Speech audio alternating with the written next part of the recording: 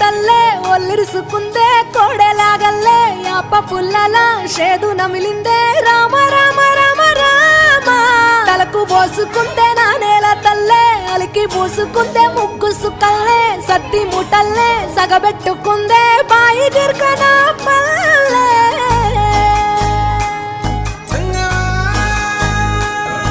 ఏ తెల్ల తెల్లని పాలధారలల్ల పల్లె తెల్లారుతుంటదిరా గుళ్ళోని గంటలు కాడెట్ల మెడలోన జంటగా మోగుతూ ఉంటాయిరా